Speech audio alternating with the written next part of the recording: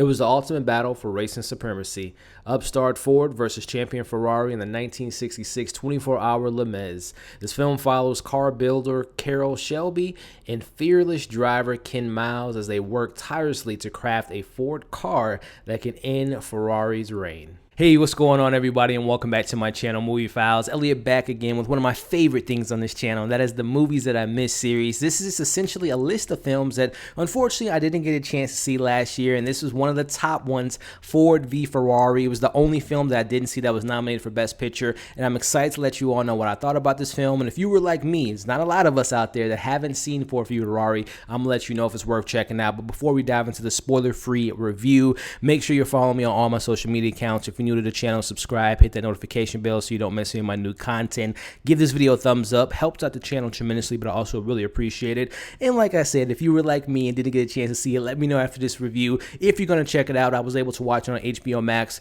and I may or may not be buying this film. But if you were like the people that saw it last year and had it on their top 10 list, had it as their best picture last year, let me know some of your favorite moments. Let me know where this movie ranked from you personally as far as 2019 films. Do you think it deserved to be nominated for Best Picture? Let me know your thoughts in the comments. So again, this is a film that I didn't get a chance to see at the theater. I heard so many great things about it in regards to being entertaining, James Mangold doing a good job in the direction, the incredible acting, and just being a really good film. And I'm going to start off with my positives in this review here. And first and foremost, as I had mentioned up top, this film was nominated for Best Picture, which it didn't win, but it was nominated. But it did win some technical achievements, which were Best Film Editing and Best Sound Editing. So I want to start this review off with the filmmaking aspect, transition into James Mangold here in a bit, but the filmmaking.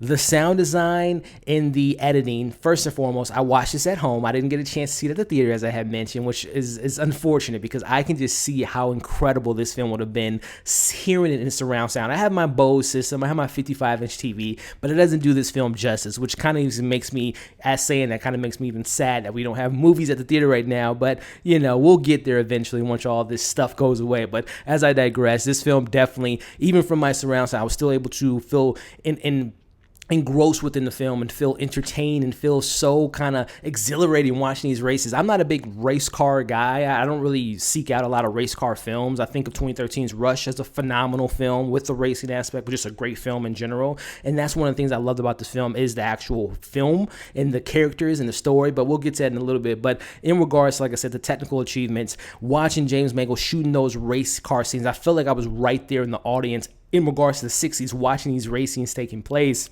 and feeling like I was right next to the driver in the car. It's just such a well put together film when it comes to the exhilarating feeling of being a race car driver and watching everything. These, one wrong turn, these drivers could be dead. So I just love that aspect of just feeling the stakes and feeling the adrenaline rush from those aspects. So the filmmaking was incredible, but in regards to that, they go hand in hand. James Mangold, man, you look at the guy's filmography, he is just, I think of the word consistency, right? Sure, he has a couple hits, or let's just say some misses throughout his filmography, but nothing too terribly bad, but he just consistently knows how to make a good film, regardless of how the film turns out, the script, the acting, this, that, and the other. I think of The Wolverine, I think of, a film, Day and Night with Tom Cruise, some mishaps within that film, but he's just a really good filmmaker. And this film here just kind of shows to me that James Mangold just knows how to put together a great cast, knows how to put together a 2.5-hour film that in most cases, sometimes when I see that 2.5 hour, I'm like,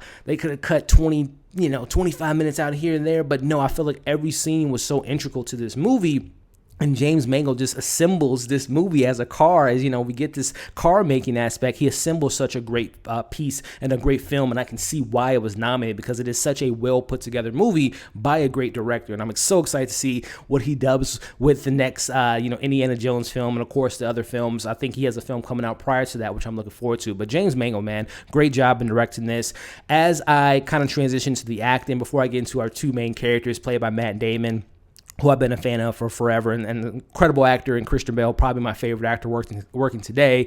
again, going back to the assembly, right? They're building this car. They're building this car for Ford, and just like building a film, the supporting characters help put this film together. You know, I think of characters like Noah Job, who's one of the best up and coming actors in Hollywood. You know, I think of him. I think of Jacob Tremblay. I think of McKenna Grace. Does such a great job as the young boy Peter Miles in this film. I think of John Berthal, who was just like, finally John Berthal is in a film for more than 5 minutes. Such a great actor, and I loved his performance in this movie. You know, I look at the rest of this cast: Terry Latz as Henry Ford II, and just everyone else in this film did such a great job.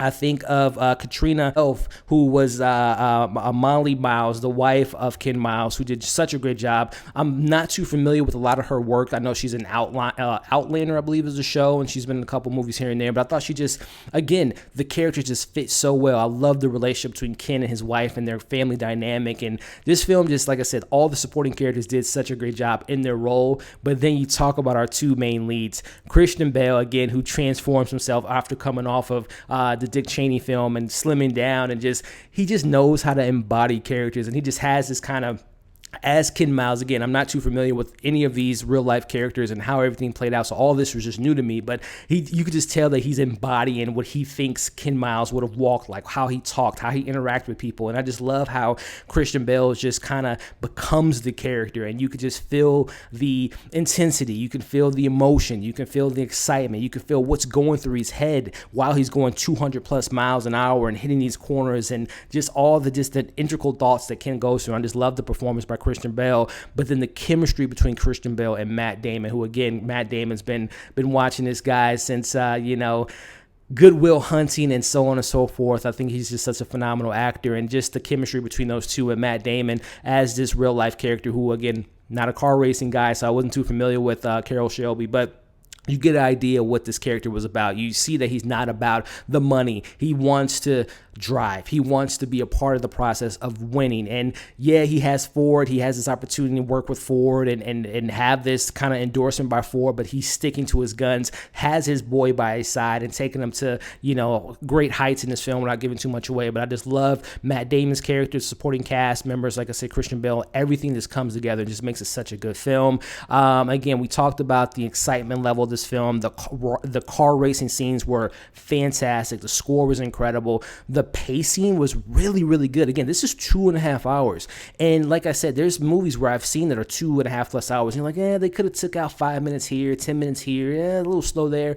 But literally, this movie goes at such a breeze. And not because it's a car racing movie, but it's just like you feel for the characters. You know they got to get from here to there. And the film just does a good job of putting those characters in those moments. So the pacing was incredible.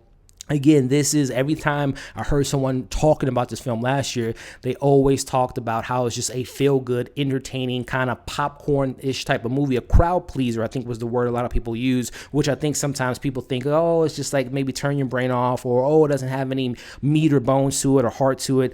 That's not the case with this film. Again, I had all the gamma of emotions watching this movie, from being entertained, being, exhausted watching these incredible car racing scenes, being emotionally connected to the story, being invested in the story. Again, I'll say it, I don't know how many times I said in this review, I'm not too familiar with car making, car racing, the Ford v Ferrari holds situation in the 60s, so all this was so new to me, so I felt educated about this particular aspect of the 60s and kind of the battle and the politics behind, the car racing scene and how Ford wanted to beat Ferrari, and all that stuff was just so fascinating to me. And there was really no moment in this film where I'm just like, I could have went without that, or that doesn't seem too grounded in reality. Film is just so entertaining and so well put together.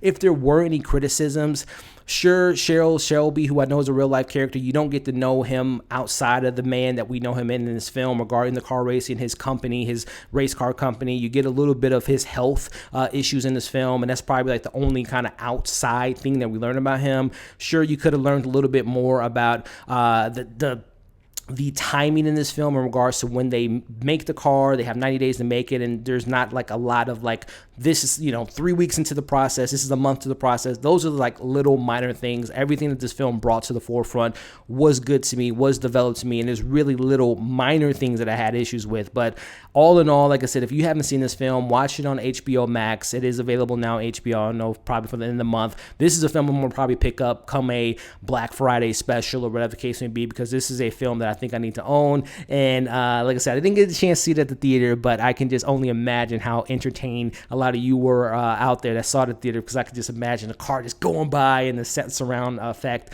that you get at the theater. So with that being said, guys, I'm giving this a pretty high score. This is a 4.8 out of 5 for me. Just kind of thinking of the list that I made last year, it would have been tough. This would have been, I don't know if it would have made my top 10 of 2019, just thinking about my list now. It would have been close. It definitely would have maybe been an honorable mention, or maybe somewhere in the batch. I don't know, guys, but this is a great film, and I highly recommend you all check it out. 4.8 out of 5 for Ford v Ferrari. Let me know again in the comments what you all thought about this film.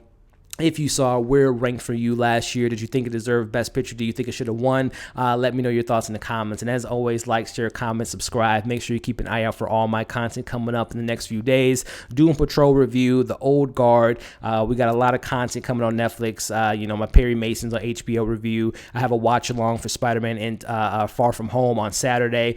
So a lot of fun things coming this week, you all. So I hope you all are staying safe. Thank you again for watching this video, and we'll see you soon.